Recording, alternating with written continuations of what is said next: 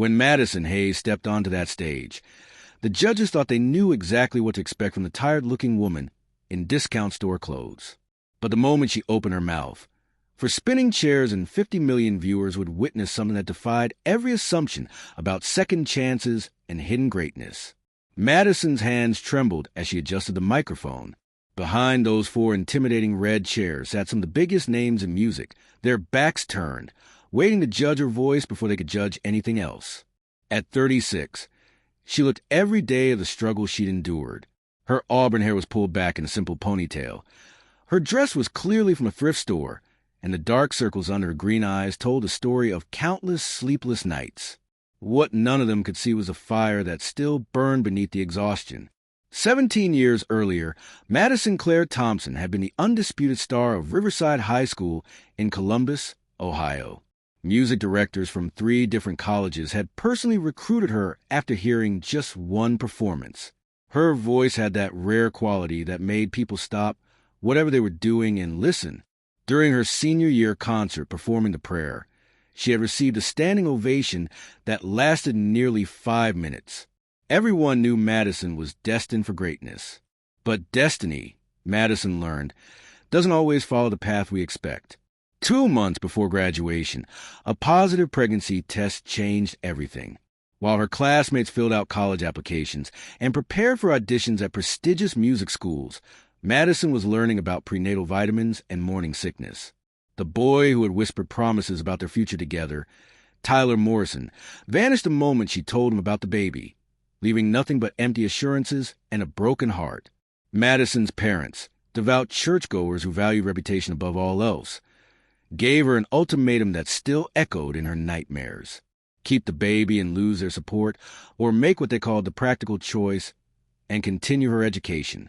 Madison chose her unborn daughter, and her parents chose their standing in the community.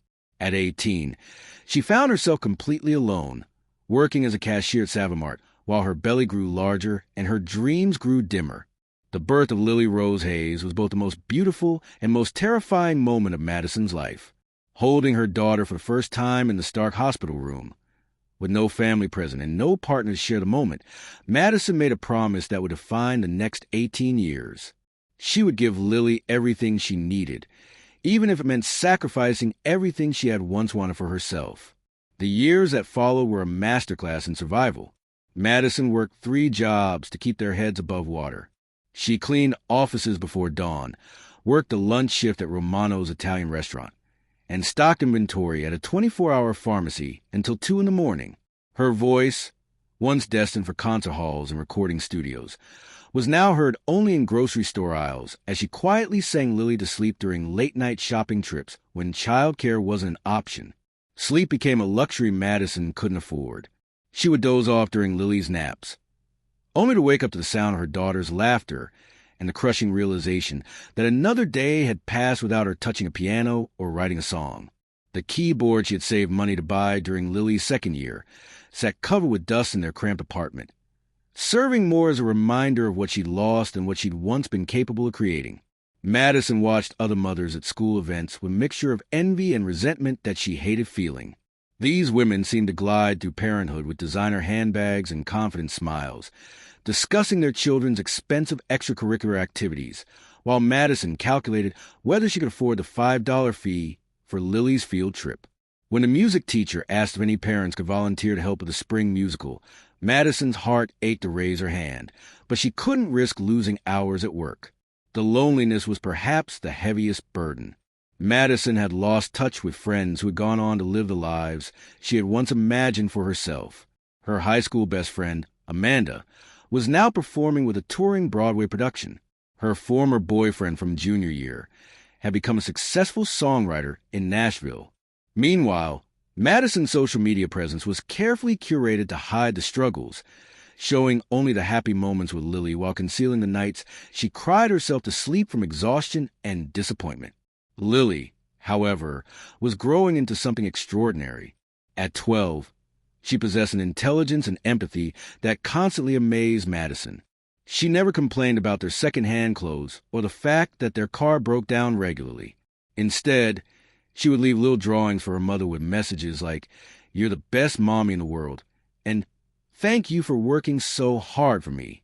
But Madison noticed how Lily would watch other families with two parents and financial stability, and the guilt nearly consumed her.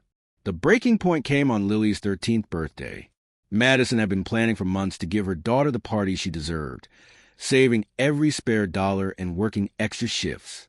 But 3 days before the celebration, their landlord informed them that the rent was increasing by $400 a month. Madison spent Lily's birthday party money on the security deposit for a smaller apartment across town, watching helplessly as her daughter pretended not to be disappointed about the canceled celebration. That night, after Lily had gone to bed early, claiming she wasn't feeling well, Madison sat on their bathroom floor and sobbed until her chest ached. She had given up everything for her daughter and still couldn't provide the life Lily deserved. The woman who had once commanded standing ovations was now a failure in the role that mattered most. The mirror showed someone she no longer recognized, a stranger wearing her face, carrying the weight of dreams that had died slow, painful deaths. But it was in that moment of complete despair that something shifted. Through the thin walls of their new apartment, Madison could hear their elderly neighbor, Mrs. Chun, humming an old jazz standard. The melody was hauntingly beautiful, and without conscious thought, Madison found herself humming along. Her voice, though rusty from years of disuse, still carried the power that had once made audiences weep. Lily appeared in the bathroom doorway, her eyes bright with curiosity rather than concern. "Mom, I've never heard you sing like that before. It's beautiful." In that moment, Madison realized that in trying to protect her daughter from disappointment, she had robbed Lily of seeing what was possible when someone refused to give up on themselves. The next morning, Madison made a decision that terrified and exhilarated her in equal measure. She called in sick to one of her part-time jobs and used the day to visit the music room at Lily's school. Mrs. Rodriguez, the music teacher, was preparing for classes when Madison knocked on the door. With shaking hands, she asked if she could borrow the piano for just a few minutes. What happened next surprised them both. Madison's fingers found the keys with the certainty of a homing pigeon returning to roost. She played Chopin's Nocturne in E-flat major, a piece she hadn't touched in over a decade, and her muscle memory guided her through every delicate phrase. When she began to sing Adele's Someone Like You, Mrs. Rodriguez quietly closed the door and listened from the hallway, tears streaming down her face. Madison's voice had not only survived the years of silence, it had matured.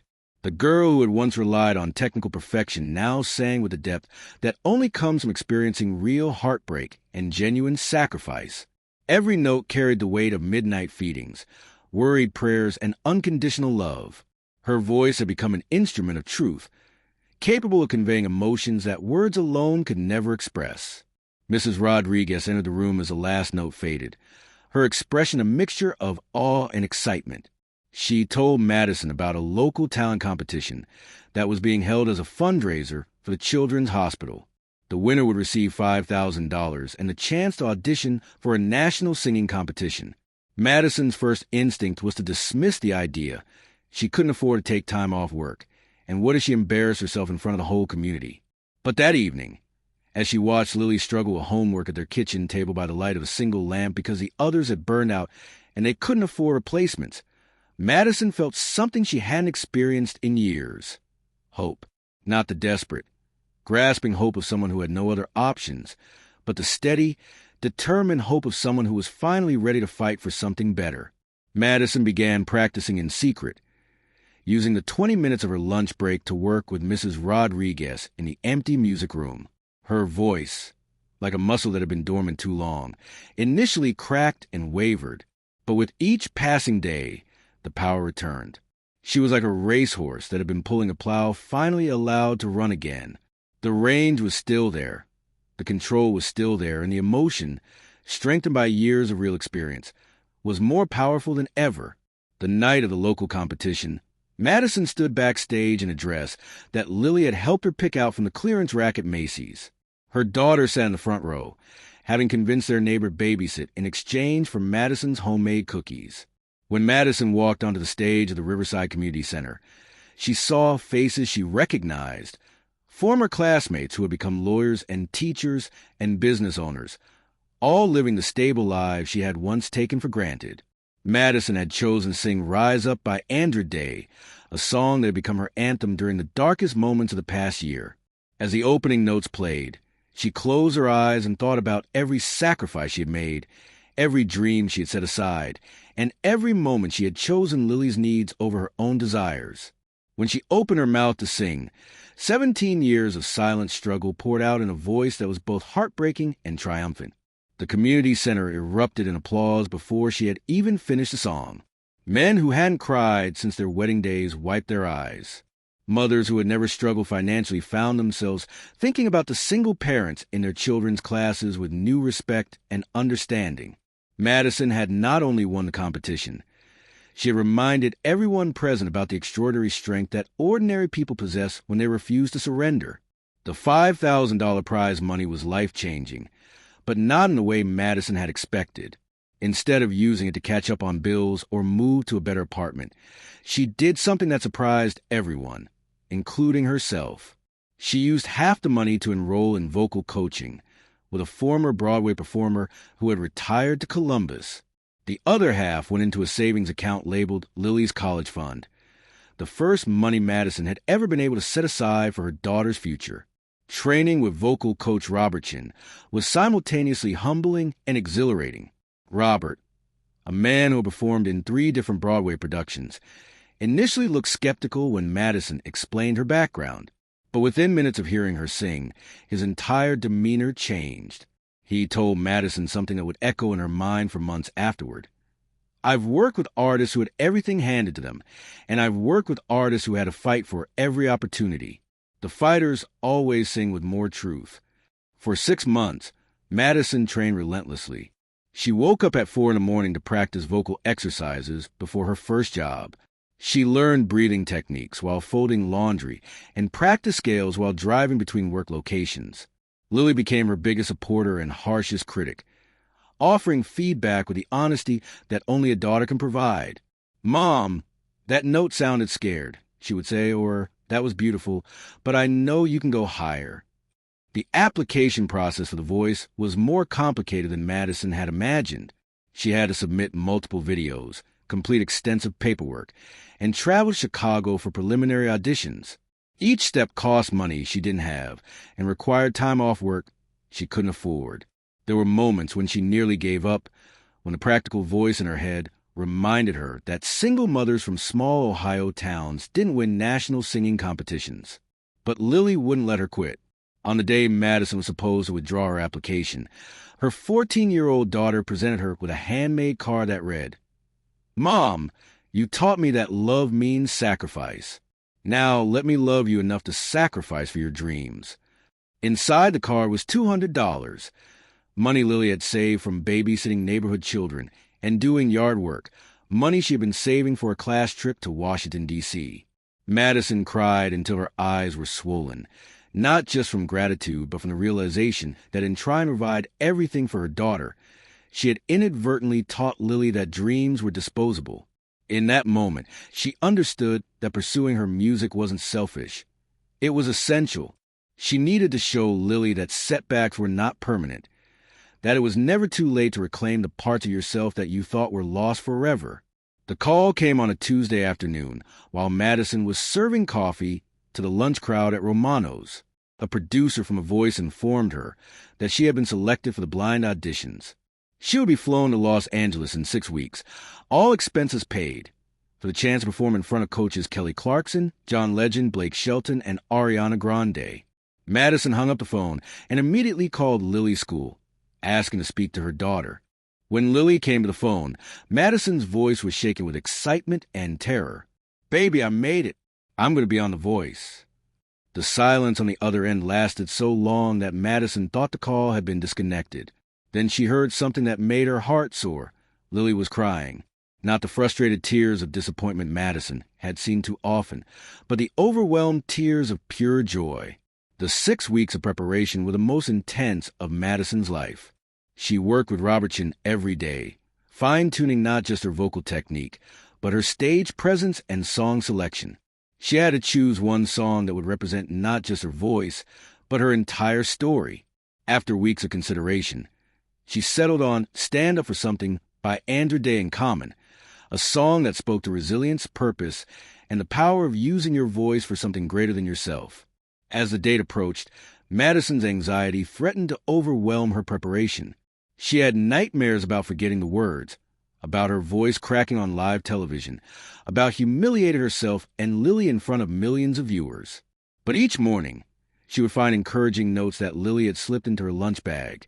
"You've got this, Mom, and remember, you're already my champion." The flight to Los Angeles was Madison's first time on an airplane. As she watched the Ohio landscape disappear beneath the clouds, she thought about the 17-year-old girl who had once dreamed of stages like this. That girl had no idea about the journey that lay ahead. The struggles, the sacrifices, the moment of despair, and the love that would ultimately make her stronger than she ever imagined possible.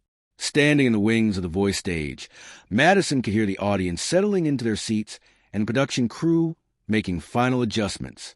In a few minutes, she would walk out there and either fulfill a dream that had been deferred for nearly 2 decades or face rejection on a scale she had never experienced. Her phone buzzed with a text from Lily. "Mom, no matter what happens tonight, you're already braver than anyone I know. Sing like you sing for me when you think I'm asleep." Madison closed her eyes and took the deepest breath of her life. She thought about every diner shift, every missed opportunity, every moment she had chosen responsibility over dreams. She thought about Lily watching from their living room back in Columbus, probably wearing the Team Madison t-shirt they had made together. Most importantly, she thought about the woman she had become, not the girl who had once dreamed of stardom, but the mother who had learned that true strength comes from getting back up every time life knocks you down. When her name was called, Madison walked onto that stage with the confidence of someone who had already won the most important battle of her life. She had raised an incredible daughter while working multiple jobs and never receiving help from anyone. She had kept her voice alive through 17 years of silence. She had learned that dreams deferred are not dreams denied, and that sometimes the most beautiful music comes from voices that have been tested by real life. As the opening notes of her chosen song began to play, Madison looked up at the bright lights that had once seemed impossibly distant and smiled. This wasn't just an audition. It was a declaration. A statement that mothers who work 3 jobs and buy their clothes at thrift stores and worry about every dollar can still possess extraordinary talent. That small-town girls who get pregnant too young and face the world alone can still achieve greatness. That voices that have been silenced by circumstance can still shake the world when they finally choose to sing. The first note that came from Madison's lips was pure, powerful, and filled with every emotion she had carried for 17 years. In that instant, something magical happened. Kelly Clarkson's chair spun around so fast it seemed like it might tip over. John Legend followed within seconds, his expression shifting from curious to amazed. Blake Shelton turned around on the third note, grinning like he had just discovered buried treasure. Ariana Grande waited until the chorus, but when she finally spun, her reaction was worth the wait. She stood up immediately, her hands pressed to her heart. But Madison didn't see the chair spinning. Her eyes were closed, and she was singing not just to the judges or the audience, but to every person who had ever been counted out, overlooked, or underestimated. She was singing for every parent who had sacrificed their dreams for their children, for every woman who had been told she was too old or too late or too anything to pursue what she loved. She was singing for the 17-year-old girl who had once stood on a different stage, and for the 36-year-old woman who refused to let that girl's voice die completely. When the last note faded, the silence lasted exactly 3 seconds before the entire studio erupted. The 4 coaches were on their feet. The audience was cheering, and Madison opened her eyes to see something she had never dared to imagine. Acceptance, admiration, and respect from some of the most successful people in music. But more importantly, she saw something in their faces that she recognized from the mirror on her best days. The look of someone who had overcome impossible odds through sheer determination. Kelly Clarkson spoke first, her voice thick with emotion. "Madison, in 20 years of music, I have never heard a voice carry that much truth. That wasn't just singing. That was storytelling with your soul." John Legend nodded in agreement, adding, "There's a difference between having a good voice and being a true artist. What you just did was pure artistry. The bidding war that followed was unlike anything the show had seen. All 4 coaches wanted Madison on their team, each making increasingly personal appeals. Blake talked about understanding small-town struggles. Ariana praised her technical skill and emotional range. John spoke about the power of music to transform lives. But it was Kelly who said the words that sealed Madison's decision. "Madison, you didn't just sing that song, you lived it." That's what separates real artists from people who just have good voices. Backstage after choosing Kelly's team, Madison called Lily with shaking hands. Her daughter answered on the first ring, having watched the entire audition live. "Mom," Lily whispered, "I always knew you were special, but now the whole world knows it too." Madison could hear their neighbors cheering in the background, their small apartment apparently filled with everyone from their building who had come to watch their friend chase her dreams. The weeks that followed were a whirlwind of rehearsals, interviews, and performances. Madison learned that success in music, like success in life, required not just talent but persistence, adaptability, and the courage to be vulnerable in front of strangers. Each round of the competition brought new challenges, but also new confirmations that she belonged on that stage. During the battle rounds, Madison was paired with a 22-year-old music student from Berklee College who had been training his entire life for this moment. On paper, he should have been the obvious winner. Younger, more educated, and unburdened by the responsibilities that had kept Madison away from music for so long. But when they performed their duet, something remarkable happened. Madison's life experience gave her voice a depth and authenticity that no amount of formal training could replicate. Kelly chose Madison to advance, explaining her decision in words that would later be quoted in magazines and social media posts across the country. Technical perfection is important, but emotional truth is everything. Madison doesn't just perform songs. She transforms them into testimonials about the human experience. The knockout rounds presented Madison's biggest challenge yet. She was asked to perform Hallelujah by Leonard Cohen, a song that had been covered by countless artists, but never quite the way Madison interpreted it. She sang it as a prayer of gratitude for Lily, for second chances, for the journey that had brought her to this moment. When she finished, there wasn't a dry eye in the studio, including among the camera crew and production staff who had heard hundreds of auditions. Madison advanced to the live playoffs, where America would vote for their favorite performers. Standing on that stage, knowing that millions of people were watching and judging, Madison felt the same fear she had experienced during those first days as a teenage mother. But just as she had learned to transform fear into determination during those early years of parenthood, she now channeled her anxiety into an even more powerful performance. Her live performance of "I Can't Make You Love Me" by Bonnie Raitt was a masterclass in controlled vulnerability. Madison sang with the wisdom of someone who had experienced real loss and the strength of someone who had survived it. The performance earned her a save from America's votes and a standing ovation that lasted longer than her song. But beyond the competition itself, Madison's story had begun resonating with people across the country. Social media was filled with messages from single mothers, working parents, and anyone who had ever felt that their dreams were too late or too impractical to pursue. Madison had become more than a contestant.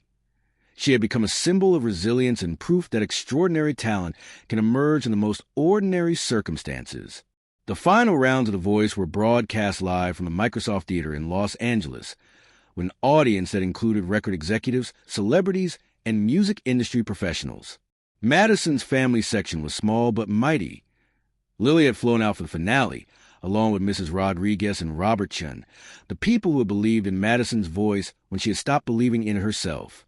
For her finale performance, Madison returned to the song that had started it all, a stripped-down version of Rise Up that showcased every technical improvement she had made during her time on the show.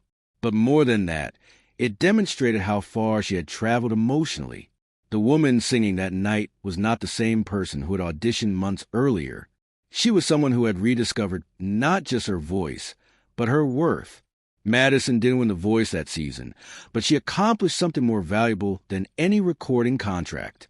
She had shown Lily and millions of viewers that it's never too late to reclaim the parts of yourself that you thought were lost forever. She had proved that dreams deferred are not dreams denied, and that sometimes the most beautiful music comes from voices that have been tested by real life. 6 months after the finale, Madison signed with an independent record label that specialized in authentic, story-driven music. Her debut album, titled 17 Years Silent, became a testament to resilience and a celebration of everyone who has ever chosen love over easy answers. But perhaps more importantly, Madison had created a new legacy for Lily, one that showed her daughter that strength isn't just about enduring hardship, but about having the courage to pursue joy and purpose even after life has tried to convince you that such pursuits are selfish or impractical. Today, Madison performs regularly and has become an advocate for single mothers and adult learners pursuing deferred dreams. But she still lives in Columbus, still drives the same car that breaks down occasionally, and still considers every day with Lily to be the greatest blessing of her life. The difference is that now, when Lily hears her mother humming while cooking dinner or practicing scales while folding laundry, she doesn't see someone who gave up her dreams. She sees someone who fought to reclaim them. Madison's journey reminds us that our greatest setbacks can become the source of our most powerful comebacks, that the voices that have been tested by struggle often sing with more truth than those that have known only comfort, and that sometimes the most courageous thing we can do is not to sacrifice everything for those we love, but to show them what's possible when we refuse to sacrifice ourselves completely. The stage lights may have dimmed, but Madison's voice continues to inspire anyone who has ever been told they're too late, too old, too burdened by responsibility, or too anything to pursue what calls to their heart. Because Madison Hayes proved that when you finally decide to sing your truth, the whole world stops to listen,